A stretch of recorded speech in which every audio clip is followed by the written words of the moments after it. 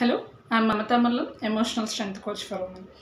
Daily మన లైఫ్లో మనం ఎవరితో ఎక్కువ మాట్లాడుతున్నాము? హస్బెండ్, పిల్లలు, ఫ్యామిలీ, రిలేటివ్స్, ఫ్రెండ్స్, వీళ్ళందరికన్నా ఎక్కువ మనతో మనమే మాట్లాడుకుంటాం. అది నెగటివా పాజిటివా అన్నది ఒకసారి ఆలోచించాల్సిందే కదా. కానీ ఎవరైనా ఏదైనా సక్సెస్ సాధించినప్పుడు, ఏదైనా పని చేయాలనుకున్నప్పుడు మనం మనం చేయగలమా? వాళ్ళలాగా ఈ పని చేయగలమా?